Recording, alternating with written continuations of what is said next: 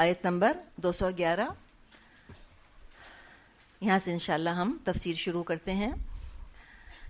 فرمایا سل بنی اسرائیل کم آتیناہم من آیت بینہ ومن یبدل نعمت اللہ من بعد ما جاءتہ فإن اللہ شدید العقاب۔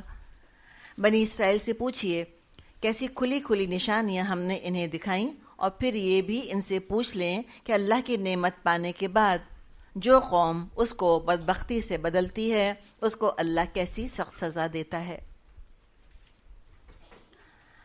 سل آیا ہے کہ سوال کیجیے ان سے، پوچھیے ان سے۔ سوال بہت سے مختلف معنوں میں آتا ہے۔ یہاں پر جو کانٹیکسٹ ہے یہ ڈانٹ کے معنوں میں آیا ہے، زجر، توبیخ، ڈانٹ ڈپٹ کرنا۔ جیسے کوئی ماں اپنے نافرمان بچوں کے بارے میں کسی سے کہے کہ ان سے پوچھو میں نے ان کے لیے کیا کچھ محنت کی ہے، تو جواب نہیں چاہیے ہوتا۔ یہ ایک الزام ہے جو کہ سچا الزام ہے، وہ لگایا جا رہا ہے کسی کے اوپر کہ ذرا پوچھو ان سے۔ تو یہ سلب بمعنی کیا ہے؟ ڈانٹ یا الزام۔ یہ نہیں کہا جا رہا کہ بنی اسرائیل سے کہو ذرا گن کر تو بتائیں کتنی کتنی ان کو روشن نشانیاں دکھائیں، 1 2 3 4 5 6 7 8، یہ بات نہیں ہے یہاں پر۔ اور جو کم لفظ آ رہا ہے کہ سل بنی اسرائیل، ذرا پوچھئے تو ان سے بنی اسرائیل سے، کم آتیناہم من آیت بینہ، کتنی ہی دی ہم نے ان کو روشن نشانیوں میں سے۔ تو ایک کم یہاں کثرت کے لیے آیا ہے، کم، کتنی ہی، طرح طرح کی واضح آیات ان کو ملی، معجزات بھی دیے گئے اور شریعت بھی دی گئی۔ اور پھر نعمت جو قدردان نہیں ہے نعمت کا، اس کو دھمکی دے دی گئی ہے کہ جو اللہ کی نعمت کو بدل دے، انہیں اللہ کی نعمت ہے ہدایت، اللہ کی نعمت ہے شریعت۔ نعمت اس کو ہم لکھیں اپنے دلوں کے اوپر کہ شریعت نعمت ہے، عذاب بنا کر نہیں بھیجی اللہ نے شریعت۔ عذاب کیا ہے؟ شریعت کو چھوڑ دینا، تحریف کر دینا، بدل دینا، ری انٹرپریٹ کر دینا، یا اپنے لیے ایکسیپشن لے لینا، یا ریزرویشنز اپنے لیے رکھ لینا کہ اوکے فائن، سب کے لیے تو یہ بات ہے applicable, I am an exception, مجھ پہ تو اپلائی نہیں ہو سکتی، میری تو فلاں اور فلاں مجبوری ہے، ہم فلاں فلاں ملک میں رہتے ہیں، ہم فلاں فلاں کی بیٹیاں، فلاں فلاں کے ہم بیٹے ہیں، یا ہمارا میاں فلاں عہدے پر ہے تو لہٰذا ہم پہ تو اپلائی نہیں ہوتا۔ یہ ہے بدلنا۔ تو اس کے آگے کہا کچھ نہیں کہ جو بدل دے گا تو کیا ہوگا، بس کہا کہ یاد رکھنا کہ اللہ کی بات ہے، اللہ کو لائٹلی مت لینا، اللہ کی بات کو لائٹلی مت لینا۔ جو شامت آئے گی وہ پتہ چل جائے گا، جب اللہ کا عذاب برسے گا تو سب ہوش ٹھکانے آ جائیں گے، ساری بغاوت درست ہو جائے گی، سارا اپنا جو ایٹیٹیوڈ بنایا ہوا ہے وہ سب درست ہو جائے گا۔ فإن اللہ شدید العقاب، اللہ سزا دینے میں بہت سخت ہے۔ ذرا بھی اللہ کا ڈر ہوگا نا، سب کے ہوش ٹھکانے آ جائیں گے، سب درست ہو کے صراط مستقیم پر آ جائیں گے۔ تو یہ دھمکانا ضروری ہوتا ہے۔ بہت اللہ نے پیار کیا بنی اسرائیل سے، بہت نعمتیں برسائیں ان کے اوپر، بہت مہلتیں ان کو دیں۔ سری چڑھتے چلے جائیں گے اگر اللہ کی مہلت کے حساب سے، تو پھر اللہ درست کرنا بھی جانتا ہے، کوئی چھٹ کے نہیں جا سکتا۔ اور یہ رویہ ہوتا کس کا ہے؟ کون بغاوت کرنا چاہتا ہے؟ بتا دیا کہ کون مائنڈ سیٹ، کیسا مائنڈ سیٹ ہوتا ہے، تو پھر یہ بغاوتیں آتی ہیں اور یہ ریزرویشنز کے ساتھ آتے ہیں، اور ادخلوا فی السلم کافہ نہیں ہونا چاہتے، نہیں آنا چاہتے اسلام میں پورے کے پورے۔ تو یہ کون لوگ ہیں؟ کیوں نہیں سلامتی چاہتے؟ ریزن بتا دیا، زُيِّنَ لِلَّذِينَ كَفَرُوا الْحَيَاةُ الدُّنْيَا وَيَسْخَرُونَ مِنَ الَّذِينَ آمَنُوا وَالَّذِينَ اتَّقَوْا فَوْقَهُمْ يَوْمَ الْقِيَامَةِ وَاللَّهُ يَرْزُقُ مَن يَشَاءُ بِغَيْرِ حِسَاب۔ جن لوگوں نے کفر کی راہ اختیار کی ہے ان کے لیے دنیا کی زندگی بڑی محبوب اور دل پسند بنا دی گئی ہے۔ ایسے لوگ ایمان کی راہ اختیار کرنے والوں کا مذاق اڑاتے ہیں، مگر قیامت کے روز متقی ہی ان کے مقابلے میں عالی مقام ہوں گے۔ رہا دنیا کا رزق تو اللہ کو اختیار ہے جس کو چاہے بے حساب دے۔ آیت تھوڑی سی گہری ہے، کس وجہ سے؟ لفظ زینت کی وجہ سے۔ اللہ تعالیٰ ہماری زبانیں اور دل کھولے کہ ہم اس کو سمجھ جائیں۔ اچھا، جہاں تک زینت کا تعلق ہے تو دنیا کی زینت ہر ایک کو اچھی لگتی ہے، اور خود اللہ نے سجایا ہے دنیا کو۔ زینا السماء الدنیا بزینت الکواکب، کہ ہم نے سجایا ہے آسمان دنیا کو تاروں کی زینت سے۔ سورہ کہف میں بھی فرمایا انا جعلنا ما علی الارض زینہ، جو کچھ زمین میں ہے ہم نے اس کو زینت بنایا ہے، زینت اللہ، اس کی زینت۔ کیوں؟ یہ ہے مزے کی بات، لنبلوہم ایہم احسن عملا، تاکہ ہم آزمائیں کون ہے ان میں سے اچھا عمل کرنے والا۔ تو دنیا کی زینت اختیار کرنا، اس پر کوئی پابندی نہیں، اللہ نے اجازت دی ہے تمام انسانوں کو، اور تمام انسانوں پہ ہم جو ادخلوا فی السلم کافۃ والے ہیں، جو دارالاسلام میں داخل ہو گئے ہیں پورے کے پورے، تو کیا زینت حرام ہے میرے آپ کے لیے؟ ہرگز بھی نہیں۔ سونا پہنیں، چاندی، پھول سجائیں بالوں کے اندر، ہیرے جواہرات پہنیں، اور آپ سلک پہن لیں، آپ ویلویٹ پہن لیں، جو مرضی پہنیں، ایک سے ایک رنگ پہنیں۔ بہت کم چیزیں ہیں جو کہ حرام ہیں، بس مردوں کے لیے سونا اور سلک حرام ہے، عورتوں کے لیے تو حلال ہے، اس کی اجازت ہے۔ بلکہ بات یہ ہے کہ دنیا کی خوبصورتی جب مومن دیکھتا ہے تو اس کا تو دل اللہ کے آگے جھک جاتا ہے۔ ایک خوبصورت پھول بھی انسان دیکھتا ہے تو کہتے ہیں کیا خلاقی ہے اللہ کی، لگتا ہے کسی نے ایک سنگل ہیئر والے برش سے لے کر بعض پھولوں کے اندر رنگ بھرے ہوئے ہیں، جیسے اتنا چھوٹا پھول ہوگا اور اتنے رنگ ہوں گے اس کے اندر کہ دنگ رہ جائے انسان اس کو دیکھ کر۔ تو جب تک دنیا کی زینت کو دنیا بنانے والے سے جوڑ کر رکھا جائے، اس کو یاد رکھا جائے، اس کا شکر ادا کیا جائے، اور اس زینت کو برباد نہ کیا جائے، تو یہ نقصان اور غفلت کا سبب نہیں بنتی زینت۔ دیکھیں، ان آیات کو ایکسپلین کرنا اس لیے ضروری ہے کہ کوئی یہ نہ سمجھ بیٹھے کہ ہاں مجھ کو بھی زینت اچھی لگتی ہے، میرا بھی دل چاہتا ہے میرے پاس اچھا سا جوتا ہو اور اچھا سا پرس ہو، تو کیا میں کافر ہوں؟ ایسی بات نہیں ہے، یہ سختی نہیں ہے اسلام میں، رہبانیت نہیں ہے اسلام میں۔ بس دعا یہ کرنی چاہیے کہ اللہ تعالیٰ ہمیں دنیا کی زینت اور یہاں کی نعمتیں اپنی رضا کے ساتھ عطا فرمائے۔ زینت دے، اپنی رضا کے ساتھ دے، اور اپنی رضا ہی کے دائرے میں رہتے رہتے ہم کو استعمال کرنے کی توفیق دے۔ ایک بات تو یہ۔ دوسری بات جہاں تک مومن کا تعلق ہے، یہ مومن کی ضرورت ہے یا شوق ہے، مقصد نہیں ہے۔ وہ ان کے لیے جیتا نہیں ہے، وہ ان کے لیے روتا نہیں ہے۔ اس سے اپنے آپ کو بچانا ہے۔ آپ کے پاس اچھا پرس ہے، شوق سے استعمال کریں۔ کسی اور کے پاس اچھا پرس ہے، حسرت نہیں کریں۔ یہاں لائن ڈرا کرنی ہے، یہ مشکل ہے۔ یاد رکھیں یہ دنیا عارضی ہے، بہت، یہاں کی زینت بہت عارضی ہے۔ یہ راستہ ہے، منزل نہیں ہے۔ یہ پل ہے، بس برج ہے۔ برج کے اوپر کوئی گھر نہیں بناتا، چاہے دنیا کا سب سے طویل برج بھی کیوں نہ ہو، صرف ایک پل ہے، ایک برج ہے جس پہ سے گزرنا ہے۔ جیسے کہ وہ اشعار میں آتا ہے نا کہ ذرا سی دیر رک گئے ہیں پھر آگے چلیں گے۔ اور آپ صلی اللہ علیہ وسلم نے تو فرما دیا کن فی الدنیا کانک غریب او عابر سبیل، ایسے رہو دنیا میں جیسے اجنبی ہو یا راہ چلتے مسافر ہو، بس اس سے زیادہ کیا ہو۔ اب یہاں پر اس کمرے میں لاکھ ہم شینڈیلیئرز لا کر لگا دیں، لاکھ ہم یہاں پر پینٹنگز لا کے لگا دیں، اور ہم یہاں پر کوئی پرشین کارپٹ بھی بچھا دیں، اچھا لگے گا نا آپ کو؟ اچھا تو لگے گا، کوئی حرج تو نہیں ہے، لیکن وہ مقصد تو نہیں بن جائے گا کہ اس کی وجہ سے آپ گھر جانا ہی بھول جائیں، یا آپ کہیں کہ بس اب میں تو یہیں رہوں گی۔ یہ تو نہیں ہوگا۔ یا اس کی وجہ سے اگر یہ تو نہیں ہونا چاہیے کہ پھر پڑھنے سے ڈسٹریکٹ ہو جائیں اور شینڈیلیئر دیکھتے رہیں اور کارپٹ کو ہی دیکھتے رہیں۔ یہ کافر کا ایشو ہوتا ہے، وہ ٹوٹلی ڈسٹریکٹ ہو جاتا ہے دنیا کی زینت سے، وہ اسی میں کھو کے رہ جاتا ہے، اس کو یاد ہی نہیں رہتا کہ میں آیا کیوں تھا دنیا میں، جیسے اتنا حسین ہم اس ہال کو، اس کمرے کو بنا دیں کہ یاد ہی نہ رہے اسٹوڈنٹس کو کہ ہم تو یہاں پڑھنے آئے ہیں، ہمیں نوٹس بنانے ہیں یا ہمیں ٹیسٹ دینا ہے.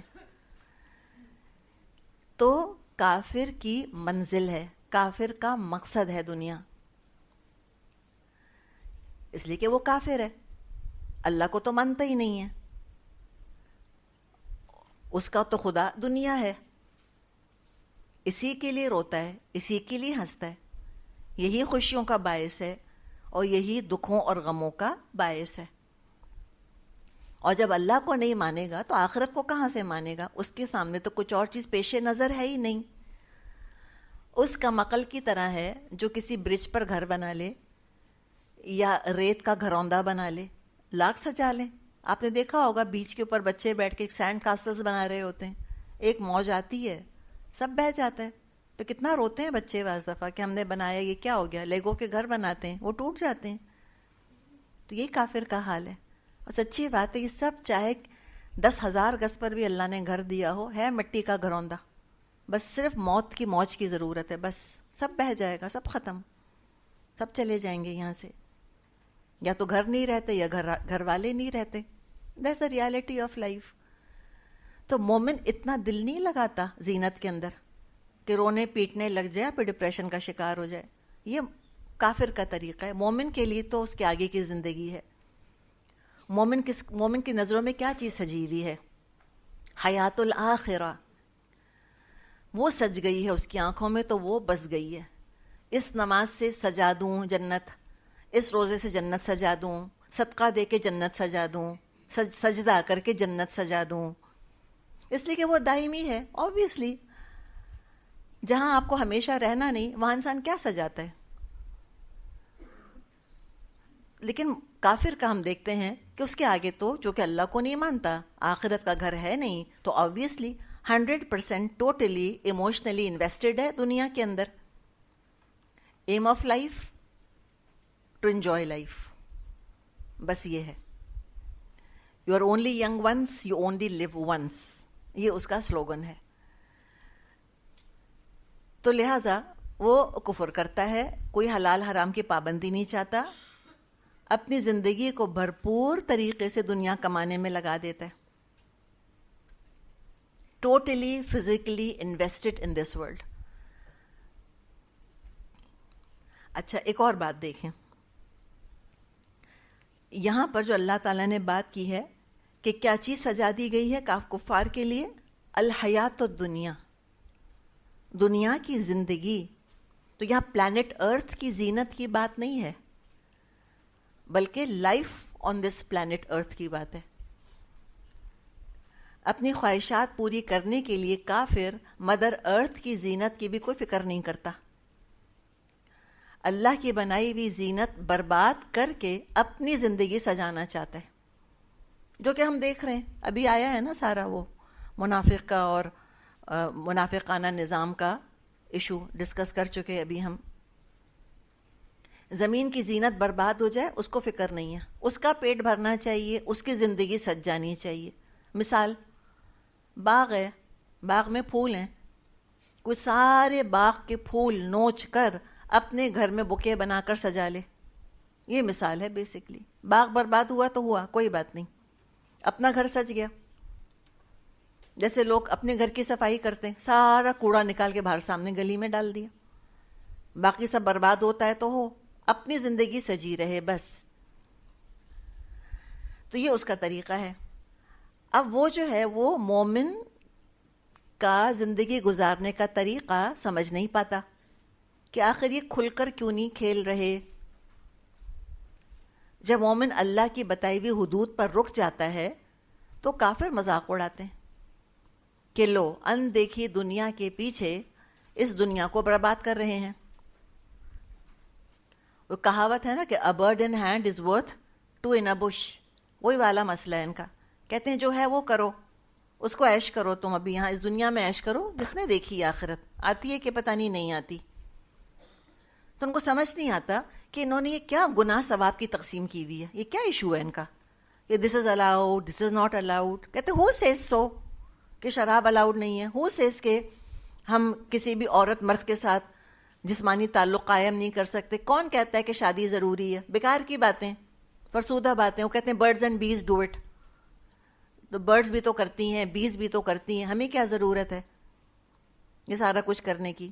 تو ان کو نہیں سمجھ آتا مومن کیوں پابندی لگا رہا ہے. وہی سمجھتا ہے کہ مومن پابندی لگا کر بہت مزریبل ہے، وہ تو بہت ہی ناخوش ہے. تو خود نبی اکرم صلی اللہ علیہ وسلم تک کو مجنون کہہ دیا. تو یہ بات یہاں فرمائی کہ وہ یسخرون من الذین آمنوا، وہ ایمان والوں کا مذاق اڑاتے ہیں. یہ تو ڈر ڈر کر مرے جائیں گے، ڈرتے ہی رہیں گے اندیکھے خدا سے، اور ہے ہی نہیں کوئی خدا، نعوذ باللہ، ہے ہی نہیں کوئی جنت، دنیا برباد کر رہے ہیں بلا وجہ. تو لہٰذا اب سبق یہ نکلا مومن کے لیے کہ جو بھی صراط مستقیم پر چلے گا وہ اس بات کے لیے تیار رہے کہ اس کی تذلیل ہوگی کافروں کے ہاتھوں. وہ ہنسیں گے اس کے اوپر، اس کا مذاق اڑائیں گے. یہ ایک فیکٹ ہے، اس کو سمجھ لیں. اور یہی اصل ٹیسٹ ہے کہ ادخلوا فی السلم کافہ ہو چکے ہو یا نہیں. مذاق بھی اسی کا اڑتا ہے جو پورے کا پورا اسلام میں داخل ہو چکا ہو. جو آدھا ادھر آدھا ادھر رہتا ہے، ہو سکتا ہے کفار اسے ہمدردی کریں یا ترس کھائیں، لیکن مذاق اڑنا مشکل ہے. مذاق اڑنے کے لیے بھی ایک تھریشولڈ کراس کرنی ہوتی ہے، تب مذاق اڑتا ہے. تو بہرحال تیار رہیں کہ ہم پورے کے پورے داخل ہو گئے ہیں اسلام میں. کوئی ہنسے گا ہمارے اوپر، مینٹلی پریپیئر رہیں گے تو پھر انشاءاللہ تعالیٰ جب وہ واقعہ پیش آئے گا تو اتنا ہلائے گا نہیں. اب مسئلہ یہ ہے کہ جس نے کفار کو رول ماڈل بنایا ہوا ہے، ہر حال میں ان کی نظروں میں جو عزت چاہتا ہے، وہ مذاق برداشت نہیں کر سکے گا اور منافق ہو جائے گا. اور سیٹسفیکشن مل جائے گی کافروں کو کہ چلو منافق بنا دیا ہم نے اس کو.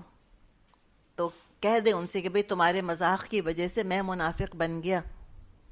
تم نے میرے حجاب کا مذاق اڑایا تھا، دیکھو میں نے آدھا سر تو کھول لیا نا، اب تو راضی ہو جاؤ. تم نے مذاق اڑایا تھا، دیکھو میں نے شراب پینی شروع کر دی نا، اب تو خوش ہو جاؤ مجھ سے. یہ کر لو تو پھر مذاق اڑانا چھوڑ دیں گے. اب اگر یہ معاملہ نہیں ہے اور کافروں کو رول ماڈل نہیں بنایا، بائی ہک اور بائی کروک ان کی نظروں میں عزت نہیں چاہیے، تو ان کا مذاق اڑانا برا تو لگے گا ڈیفینیٹلی. ہر ایک کو سیلف رسپیکٹ اچھی لگتی ہے، کسی کو اچھا نہیں لگتا میرا مذاق اڑائے. کوئی میرا مذاق اڑائے، اور کوشش کرنی چاہیے مذاق نہ اڑے. اسلام نے بھی ہم کو اس بات کی بہت زیادہ اس بات کی طرف توجہ دلائی ہے کہ ایسے کام نہیں کرنا کہ تم بلا وجہ اپنا تماشا بناؤ. گریس کے ساتھ رہنا چاہیے، اپنی عزت کی حفاظت کرنی چاہیے انسان کو. لیکن اگر دین پر عمل کرنے کی وجہ سے وہ مذاق اڑا رہے ہیں تو تب بھی برا تو لگے گا. سیلف رسپیکٹ انسان کی انجر ہوتی ہے تو کوئی بات نہیں، برا لگے گا، برباد نہیں کرے گا ہم کو انشاءاللہ تعالی ان کا مذاق اڑانا. اور قیامت کے دن کے لیے تو مومن ہر لحاظ سے کافروں سے بلند ہوں گے. پھر دیکھیں، پھر اپنی نظر کو اس برج سے آگے لے جا کر منزل پر فوکس کر دیں کہ یہ بھی کر رہے ہیں تو کرنے دو ان کو. میری منزل وہ رہی وہاں پر، مجھ کو وہاں پہنچنا ہے. جب آپ صلی اللہ علیہ وسلم کو کوئی دنیا کی چیز اچھی لگتی تھی تو آپ فرماتے تھے لبیک ان العیش عیش الآخرہ، کہ اصل تو عیش آخرت کا عیش ہے. کون سی نعمت ہوگی جو نہیں ملے گی؟ اور سب سے مزے کی بات تو یہ ہے کہ جو اللہ تعالیٰ نے فرمایا کہ واللہ یرزق من یشاء بغیر حساب، اللہ کو اختیار ہے جس کو چاہے بے حساب دے. سب سے مزے کی بات تو یہ ہے کہ دنیا کی لذتیں اور دنیا کے مزے اور دنیا کی نعمتیں اللہ کے ہاتھ میں ہیں. وہ چاہے تو تقوی کے ساتھ دنیا وسیع کر دے، سلیمان علیہ السلام جیسی بادشاہت دے دے، یوسف جیسا حسن دے دے، اور چاہے تو کفر کے باوجود دنیا سے محروم کر دے. یہ تو اللہ کا اختیار ہے.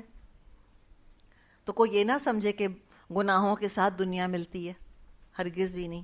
مومن کے دونوں ہاتھوں میں لڈو ہیں، دنیا کی زینت بھی ملتی ہے اور جنت بھی ملے گی اس کو انشاءاللہ تعالی. اب ذرا آگے کچھ تاریخ کی طرف اشارہ کیا جا رہا ہے. فرمایا کان الناس امۃ واحدہ، یعنی بتایا جا رہا ہے کہ یہ کفر اور اسلام کی تفریق شروع کہاں سے ہوئی. اوریجنلی نہیں تھی یہ بات کی ساری باتیں. شروع میں کیا تھا؟ کان الناس امۃ واحدہ، ابتدا میں سب لوگ ایک ہی طریقے پر تھے. یعنی انسانیت کی ابتدا کفر اور شرک سے یا نیچر ورشپ سے نہیں ہوئی جو ہم کو پڑھایا جاتا ہے. ایسے نہیں ہوا. یہ لوگ کہتے ہیں کہ ایک خدا کا جو کانسیپٹ ہے it's a very very sophisticated concept. لوگوں کا یہ کہنا ہے جو اسٹڈی کرتے ہیں نا ریلیجن وغیرہ کو، وہ کہتے ہیں کہ بہت ہی سوفسٹیکیٹڈ کانسیپٹ ہے، اور یہ کئی ہزار سالوں کے بعد جب انسان ایوالو ہوتا چلا گیا تب یہ کانسیپٹ آیا.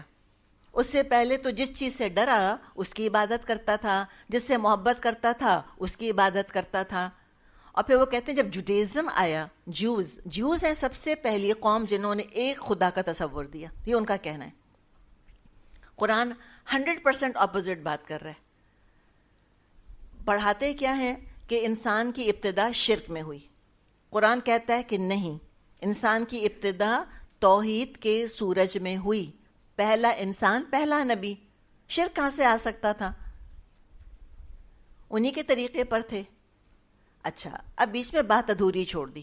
فبعث اللہ نبیین سے پہلے ایک فل ان دا بلینک ہے. کیا کہ ایک امت تھی لیکن پھر ایک امت نہیں رہے.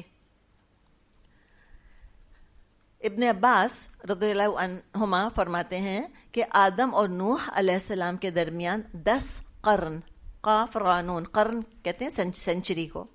10 قرن کتنے بنے؟ 1000 ایئرس، 1000 سال تھے. سب توحید کے اوپر رہے 1000 ایئرس تک. واللہ عالم کہ کتنا ٹائم تھا، بہرحال اچھا خاصا ٹائم پیریڈ تھا. پھر کیا ہوا؟ شیطان کے بہکانے سے شرک آیا اور ان میں اختلافات پیدا ہو گئے، لوگوں میں عقیدے کا اختلاف آ گیا. تب اللہ تعالیٰ نے نوح علیہ السلام کو بھیجا اور دوسرے انبیاء کو بھیجا.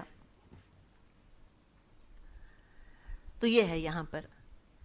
اب دیکھیں مسلمان اگر اپنے آپ کو دیکھیں، ہم تاریخ میں اتنا پیچھے تو نہیں، بگننگ آف ہیومینٹی پر تو نہیں، بگننگ آف اسلامک امہ پر اگر جائیں تو جب آپ صلی اللہ علیہ وسلم موجود تھے تو کیا شیعہ سنی کی تفریق تھی؟ کوئی حنفی مالکی شافی حنبلی کی تفریق تھی؟ کوئی صوفی سلفی کا ڈویژن تھا؟ نہیں. کان الناس امۃ واحدہ، ہم ایک ہی امت تھے. تو اللہ تعالیٰ نے اختلافات کو دور کرنے کا ذریعہ بنایا. کیا؟ فبعث اللہ نبیین مبشرین و منذرین. پھر اللہ تعالیٰ نے نبی بھیجے جو سیدھے راستے پر چلنے والوں کو بشارت دیتے تھے اور غلط کام کرنے والوں کو اس کے نتائج سے ڈراتے تھے. تو یہ ہے دراصل وظیفہ نبوت. نبی کیا کرتے تھے؟ انذار اور تبشیر، وارن کرتے تھے، خوشخبریاں سناتے تھے.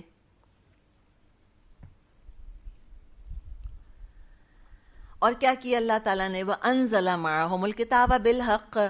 پھر اللہ نے ان کے ساتھ کتاب نازل کی. یہ بہت امپورٹنٹ ہے کہ بہت سے انبیاء بغیر کتاب کے تو آئے، لیکن کوئی کتاب بغیر نبی کے نہیں آئی. ہمیشہ کتاب نبی کے ساتھ یا رسول کے ساتھ آئی. تو کتاب ہمیشہ معلم کے ساتھ آئی. تو اللہ نے کتاب نازل کی حق کے ساتھ، لِيَحْكُمَ بَيْنَ النَّاسِ فِي مَا اخْتَلَفُوا فِيهِ، تاکہ اللہ تعالیٰ فیصلہ کر دے لوگوں کے درمیان ان معاملات کا جن میں کہ وہ اختلاف کر رہے تھے. تو جو شخص اللہ کی رضا چاہتے ہوئے اختلافات کا حل چاہتا ہے، اللہ راستہ دکھا دیتا ہے. لیکن کیا ہوا؟ وَمَا اخْتَلَفَ فِيهِ إِلَّا الَّذِينَ أُوتُوهُ مِن بَعْدِ مَا جَاءَتْهُمُ الْبَيِّنَاتُ بَغْيًا بَيْنَهُمْ. پھر کیا ہوا؟ ان اختلافات کی رونما ہونے کی وجہ یہ نہ تھی کہ لوگوں کو حق نہیں بتایا گیا تھا، بلکہ اختلافات ان لوگوں نے کیا جنہیں حق کا علم دیا جا چکا تھا. انہوں نے روشن ہدایات پا لینے کے بعد محض اس لیے حق کو چھوڑ کر الگ الگ طریقے نکالے کہ وہ آپس میں زیادتی کرنا چاہتے تھے، ون اپ ہونے کی کوشش. پھر یہ ایگوز کی جنگ ہے ساری، وار آف دی ایگوز. جو لوگ ایگوز کی انا پرست بن جاتے ہیں, جو انا کی جنگ میں مبتلا ہو جاتے ہیں, ان کو ہدایت نہیں ملتی. پتہ چل گیا کہ جو میں کہہ رہی تھی وہ غلط تھا. کیا چیز روکے گی غلطی ماننے سے, اصلاح کرنے سے؟ انا پرستی. اب میں کیسے کہوں کہ میں غلط تھی؟ اگر میں غلط تھی تو سامنے والی ٹھیک تھی, اس کا مطلب ہے. یہ تو پھر برداشت نہیں کر سکتا انسان کا ایگو. یہ ہے بغیم بینہم, ون اپ ہونے کا problem. The urge to dominate, جو ایڈلر کی تھیوری ہے نا, دا ارج ٹو ڈومینیٹ, حب تفوق, یہ انسان کے اندر ہے, یہ جانوروں کے اندر بھی ہوتی ہے. وہ ڈومینیٹ کرنا چاہتے ہیں دوسروں کو, کہ سب میرے پاس آئیں, سب سے بڑا استاد میں سمجھا جاؤں, یا میرا استاد سب سے بڑا استاد سمجھا جائے. یہ ایشوز ہیں سارے. غلطی مان کر نہیں دینی اپنی. تو ٹھیک ہے, جب اس سے انفلیٹڈ ایگوز ہوتے ہیں, جب پرسنالٹی کلٹس بنا لیے جاتے ہیں, اس کے آگے ہدایت کا سورج بھی چھپ جاتا ہے. سچی بات ہے, آپ کبھی دیکھیں, مطلب بہت تیز سورج نہ ہو, خالی اپنا انگوٹھا بھی رکھیں نا, تو سورج چھپ جائے گا اس کے پیچھے. تو ٹھیک ہے, چھپا دیا انہوں نے, تو صراط مستقیم سے وہ محروم رہ گئے. خوب جھگڑے آپس میں. تو ایسوں کو ہدایت نہیں ملتی. تو اللہ تعالیٰ سے بہت دعا کرنی چاہیے کہ اللہ تعالیٰ مجھ کو ایگوسٹک نہ بنا, اور اگر میں ہوں تو اللہ میری اصلاح کر دے. اور کوئی پرسنالٹی کلٹ نہ بنائے. کوئی پرسنالٹی اس قابل نہیں کہ آنکھ بند کر کے اس کے پیچھے چلا جائے. وہ واحد بس ایک, اور وہ کون؟ نبی اکرم صلی اللہ علیہ وسلم, جو بالکل معصوم تھے اور جو کہ محفوظ تھے. اس کے علاوہ اور کوئی نہیں. سب جا کے جڑ جائیں نبی اکرم صلی اللہ علیہ وسلم پر. کسی نے کہا نا کہ کعبہ بھی ایک, رسول بھی ایک, قرآن بھی ایک, کچھ بڑی بات تھی کہ ہوتے مسلمان بھی ایک؟ تو کوئی بڑی بات نہیں. لڑ کے آپس میں ہم نے مصیبت کی ہوئی ہے, اور بلا وجہ ہم کافروں کو روتے ہیں. ہم حال تو دیکھیں ذرا اپنا, کتنی شدید نفرتیں ہیں شیعہ اور سنی کے درمیان, اور وہ جا کے سیاست کے ساتھ مل کر اور کڑوی ہو چکی ہیں. کون لڑ رہا ہے اس وقت؟ فلاں لڑا رہے. تو تم لڑ کیوں رہے ہو پھر بتاؤ؟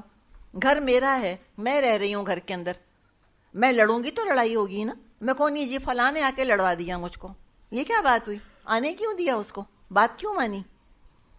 تو یہ ہمارے سارے ایشوز ہیں. اب کیا ہوا؟ فَهَدَى اللَّهُ الَّذِينَ آمَنُوا لِمَا اخْتَلَفُوا فِيهِ مِنَ الْحَقِّ بِإِذْنِهِ. بس جو لوگ انبیاء پر ایمان لے آئے, اللہ نے اپنے اذن سے اس حق کا راستہ ان کو دکھا دیا جس میں لوگوں نے اختلاف کیا تھا.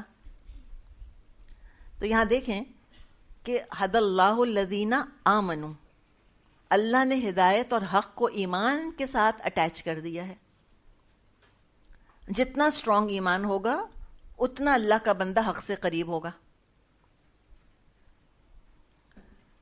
اور جس کو ہدایت مل گئی پھر اترائی بھی نہ اس کے اوپر, اللہ نے اپنے ذن سے دی ہے.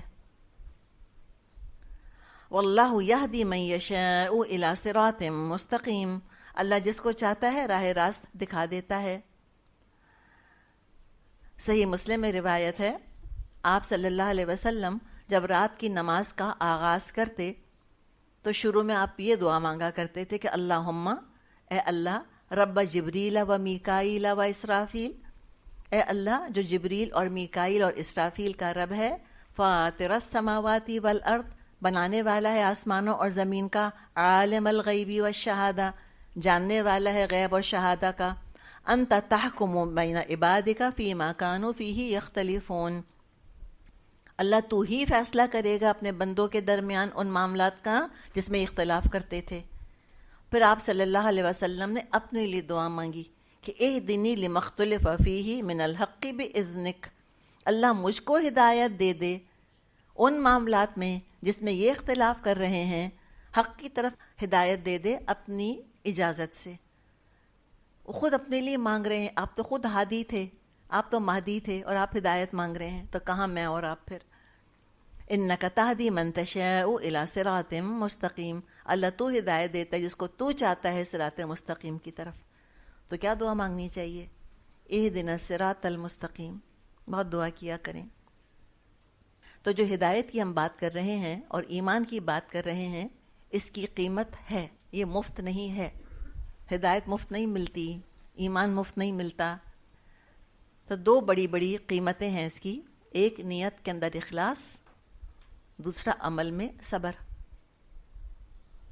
اور یہ بڑی محنت سے کمائی جانے والی چیزیں ہیں. بہت قیمتی ہیں.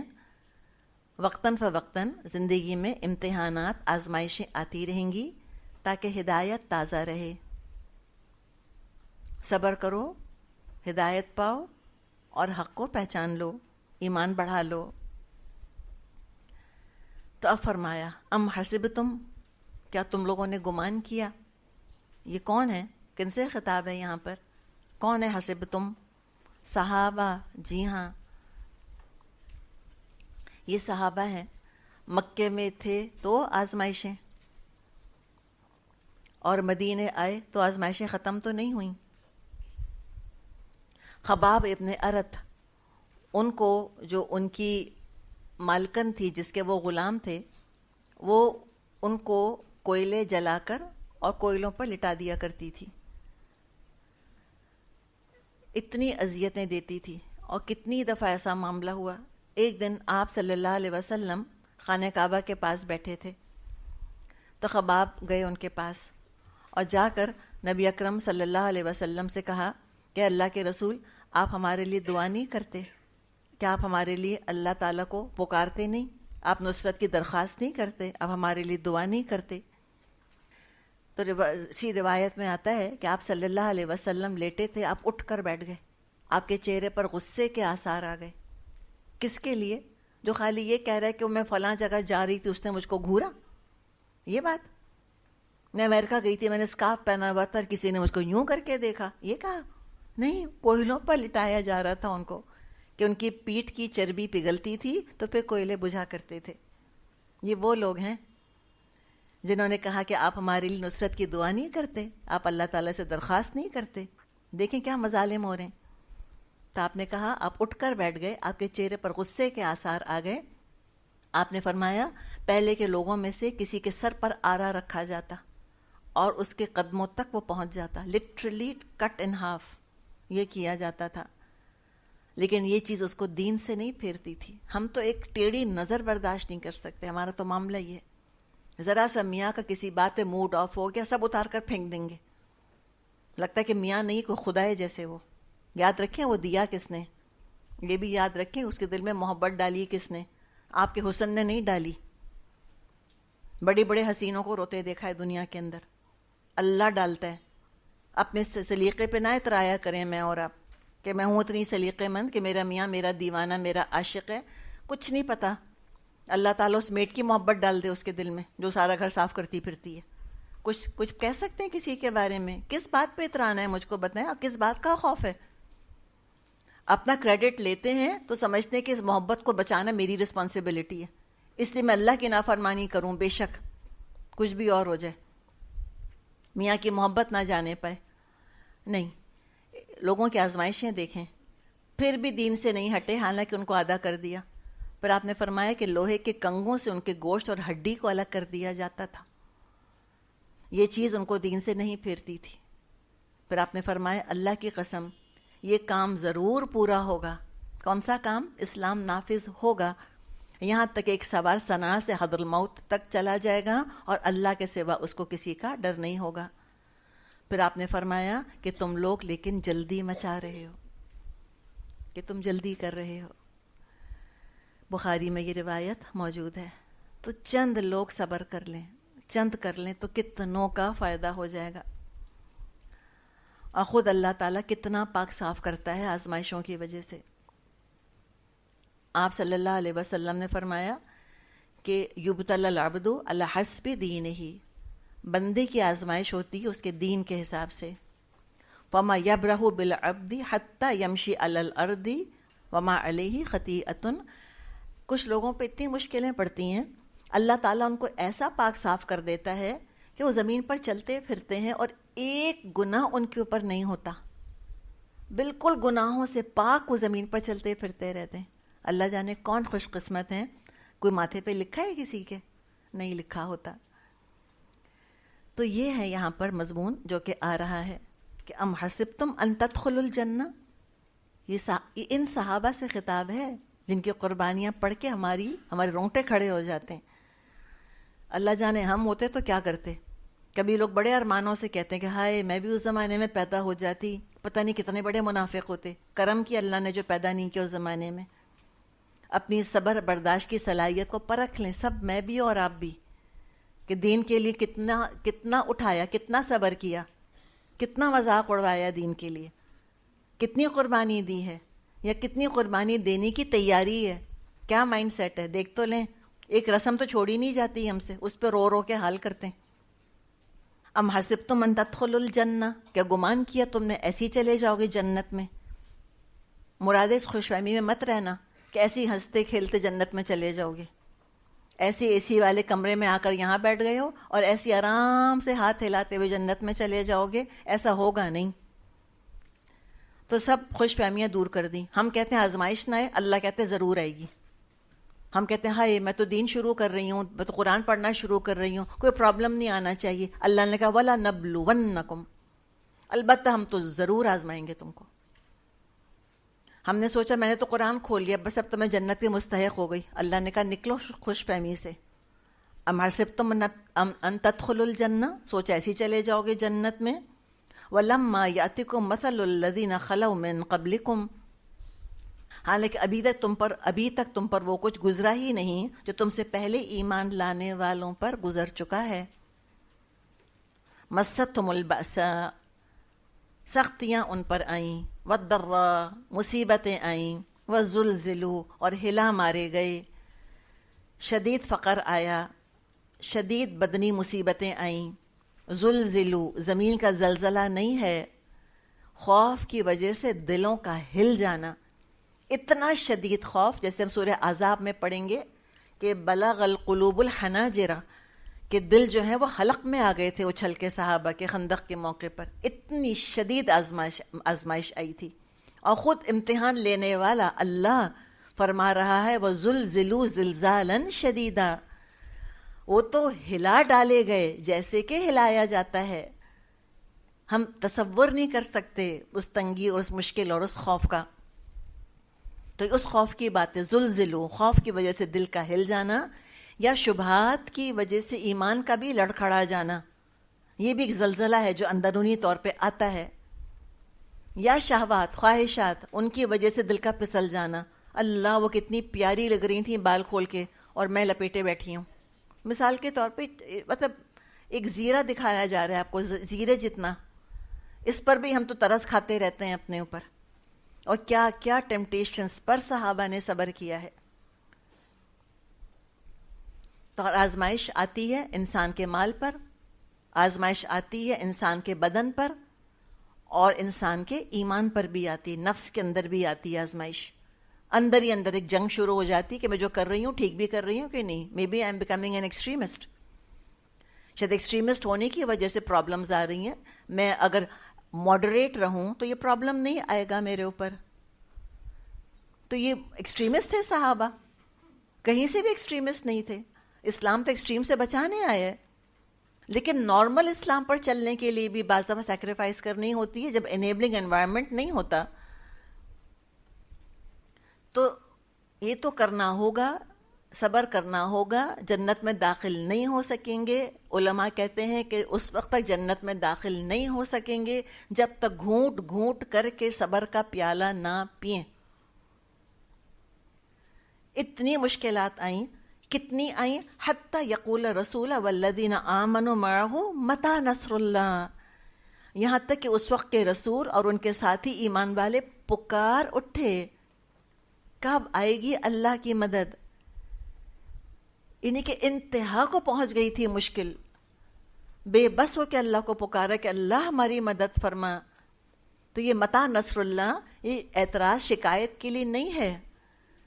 یہ بتایا جا رہا ہے کہ رسولوں کا بھی صبر کا پیمانہ چھلکنے کو آ گیا تھا. اتنی مشکل پڑی، ایسے مصائب میں شکنجے میں کسے گئے. تو اللہ نے تسلی دے دی، الا ان نصر اللہ قریب، آگاہ ہو جاؤ کہ اللہ کی مدد قریب ہے. النصر مع الصبر، کہتے ہیں اللہ کی مدد صبر کے ساتھ آتی ہے، بے صبروں کو نہیں ملتی. اور جو نبی اکرم صلی اللہ علیہ وسلم پر خود صبر کے مرحلے پڑے،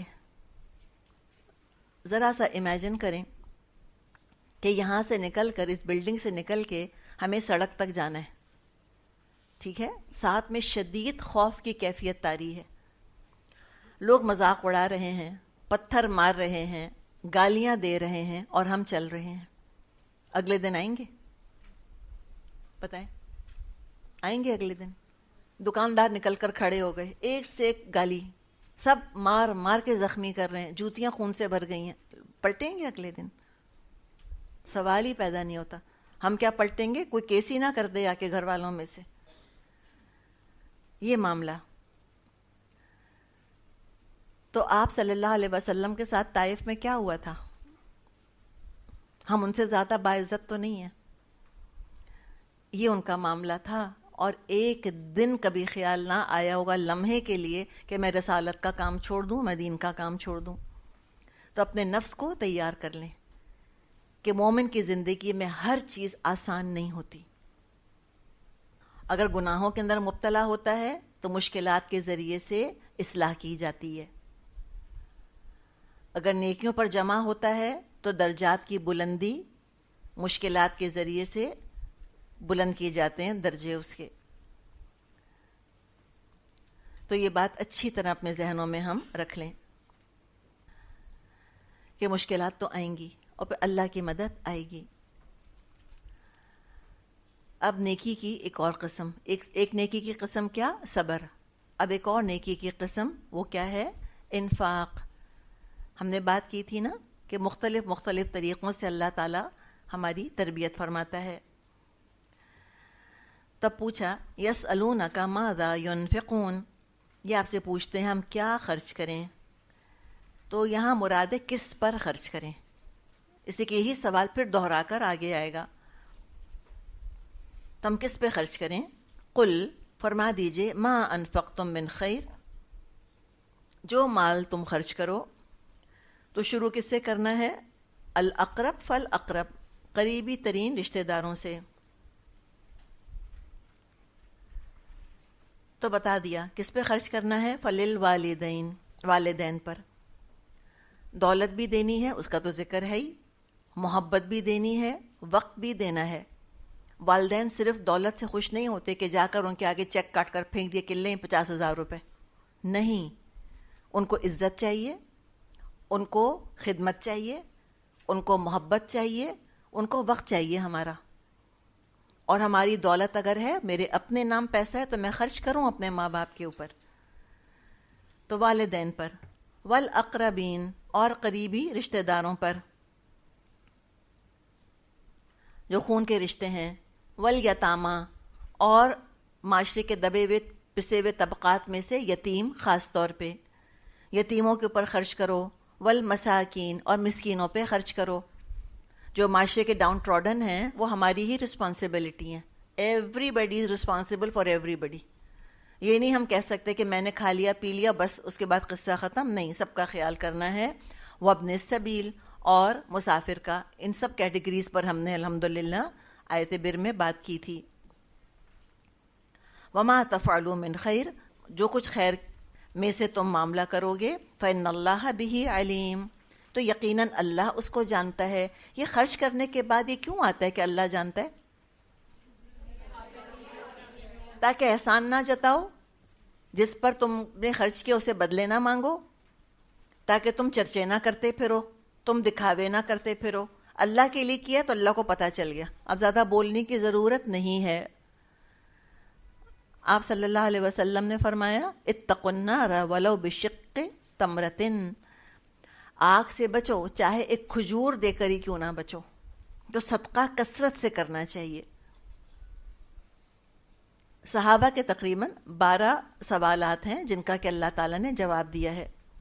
تو اب یہاں پہ ہم نے دیکھا کہ رحم دلی کا، انسانی رشتوں کا خیال کرنے کا ذکر آیا کہ جب اس کا موقع ہو تو یہ کام کرو. دل کی نرمی، دوسروں پہ خرچ کرو.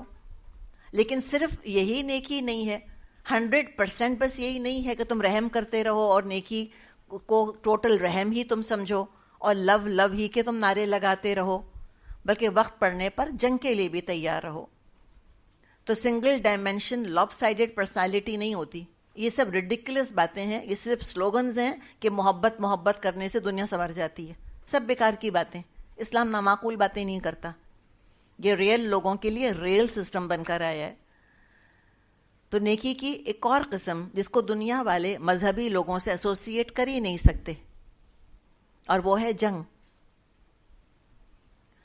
اس کے بارے میں فرمایا کتب علیکم القتال، تم پر جنگ فرض کر دی گئی ہے، وہو کرہ لکم، اور وہ تم کو بہت ہی ناگوار ہے. کرہ کی وجہ سے ہم کہہ رہے ہیں بہت ہی ناگوار ہے، سراپا تم کو ناگوار لگ رہی ہے.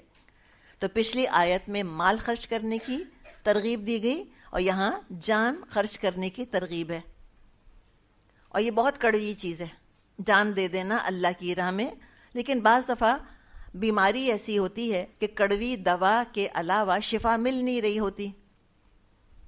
طبعی طور پہ نیچرلی انسٹنکٹیولی انسان کو اپنی جان ہتھیلی پر رکھ کر میدان جنگ میں آنا اچھا نہیں لگتا. کون چاہتا ہے کہ میں جو ہوں زخمی ہو جاؤں، یا میں معذور، یا میں اپاہج ہو جاؤں؟ کوئی نہیں چاہتا. اور جو جنگ پر جا رہے ہوتے ہیں ان کے گھر والوں پر تو قیامت گزر رہی ہوتی ہے. وہ کسی نے کہا ہے نا کہ جنگ شروع کرو تو ماؤں سے پوچھ کے کرو. تو کوئی مائیں اجازت دیں گی کہ ہمارے بیٹے جو ہیں وہ اس طرح جا کے میدان جنگ میں اپنی جان سے ہاتھ دھو بیٹھیں؟ نہیں. تو یہ پسند تو نہیں، وَهُوَ كُرْهٌ لَكُمْ، تم کو اچھی نہیں لگتی جنگ. لیکن جب اللہ نے فرض کر دی تو یہی محبوب ہو گئی جنگ صحابہ کو. وہ تو انتظار کیا کرتے تھے کہ جنگ ہو تو ہمیں شہادت نصیب ہو. اور ایسی ماؤں کی داستانوں سے تاریخ بھری ہوئی ہے کہ جنہوں نے اپنے بچوں کو، بیٹوں کو شہادت کے لیے تیار کیا، جو دعائیں کرتی تھیں کہ اللہ میرا بیٹا شہید بنے. تو جس کام کا انجام اچھا ہو وہ کام اچھا لگنے لگ جاتا ہے، چاہے راستے میں کتنی مشکلات کیوں نہ آئیں. فرمایا وَعَسَىٰ أَن تَكْرَهُوا شَيْئًا وَهُوَ خَيْرٌ لَكُمْ وَعَسَىٰ أَن تُحِبُّوا شَيْئًا وَهُوَ شَرٌّ لَكُمْ وَاللَّهُ يَعْلَمُ وَأَنتُمْ لَا تَعْلَمُونَ. ہو سکتا ہے ایک چیز تم کو ناگوار ہو اور وہی تمہارے لیے بہتر ہو، اور ہو سکتا ہے ایک چیز تم کو پسند ہو اور وہی تمہارے لیے بری ہو. اللہ جانتا ہے اور تم نہیں جانتے.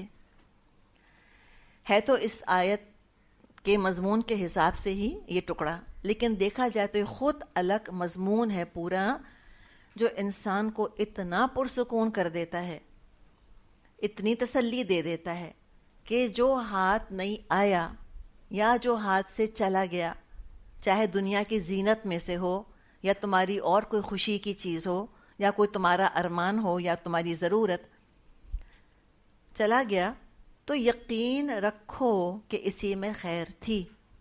نہ ملنے میں ہی خیر تھی. آسان نہیں ہے اپنے آپ کو کنونس کرنا کہ میرے فیل ہونے میں خیر تھی، میں نے محنت اتنی کی تھی. ہم کہتے ہیں کدھر ہے وہ خیر؟ ہاں ہوتی ہیں، بلیسنگز ان ڈسگائز ہوتی ہیں.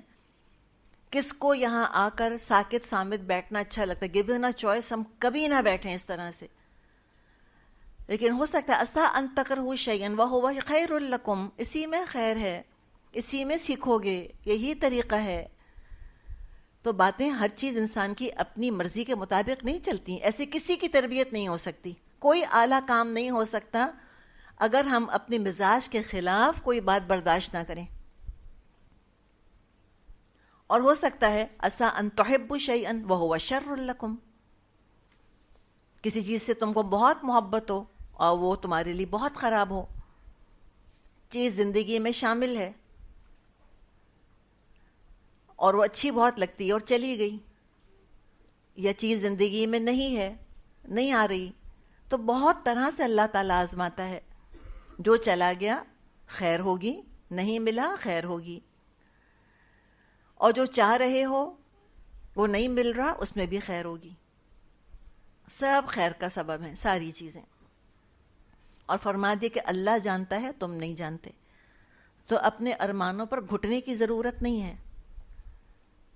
بہت سے واقعات ہوتے ہیں، بچے مر جاتے ہیں لوگوں کے.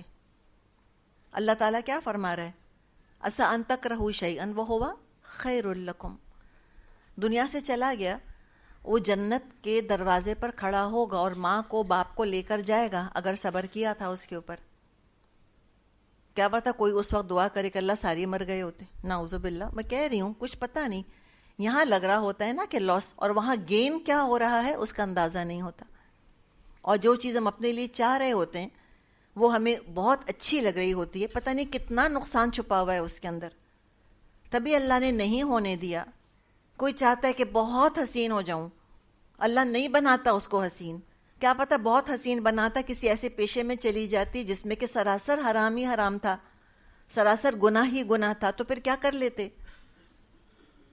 اللہ نے بہت عقل مند دیا، بہت عقل مند. ہم کہتے ہیں میرے بچے بہت اعلیٰ تعلیم حاصل کر لیں، کیا پتہ بہت اعلیٰ تعلیم حاصل کر کے سب چھوڑ کے چلے جائیں اور ماں باپ پڑے رہیں پڑوسنوں کے اور پڑوسیوں کے رحم و کرم پر. ڈاکٹر سراج جیسے ایک واقعہ سناتے تھے، گاؤں کا شخص تھا، اس کے پتہ نہیں کتنے بیٹے تھے، 5-6، سب کو پڑھایا لکھایا، ایک بیٹا نہیں پڑھا. جو پڑھے لکھے تھے سارے روانہ ہو گئے.